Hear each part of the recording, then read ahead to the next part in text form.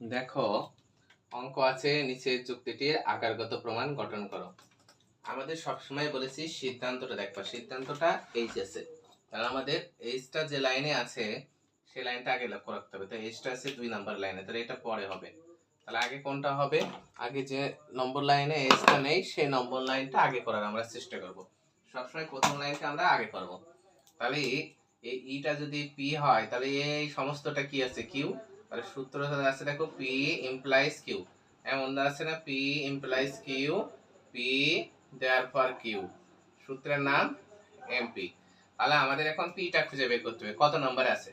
তাহলে এটা তো বাদে যাচ্ছে, তাহলে আর 3 নাম্বার বাকি থাকে, অবশ্যই 3 এ আছে পি। তাহলে পি পেলাম 3 এ। 4 নম্বরে আমরা কিউটা বসাই দেবো। কিউটা কি? এফ ডট নেগেশন জি। তাহলে আমরা প্রথম স্ট্রাইবসন 1 এ পেয়েছি 1, দ্বিতীয় স্ট্রাইবসন 3 এ পেয়েছি 3। সূত্রের নাম এমপি।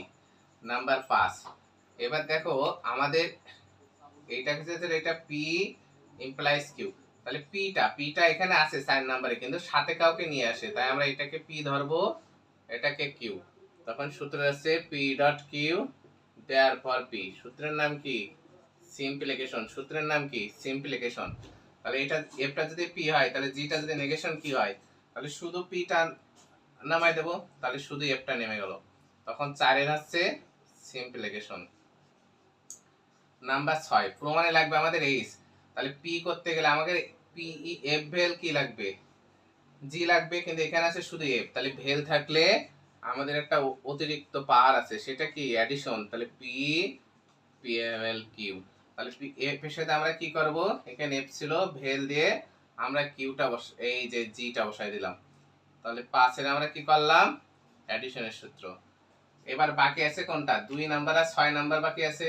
এই 2 আর 6, তাহলে এ পি হলে এটা কিউ, এইচটা কিউ। আর এফ বেল যেটা কি আছে? পি আছে। তাহলে বসবে কে? শুধু কিউ। এই সূত্রের মাধ্যমে, এমপি সূত্রের মাধ্যমে। তাহলে আমরা এখানে শুধু এইচটা বসাই দিলাম। তাহলে প্রথম স্ট্রাইবসন পাইছি 2 এ, তাই 2। দ্বিতীয় স্ট্রাইবসন 6 এ, তাই 6। সূত্রের নাম এমপি, তাই লিখে দিলাম এমপি। এ হয়ে গেল। আশা করি সবাই বুঝতে পেরেছো। এমন সুন্দর করে করবা।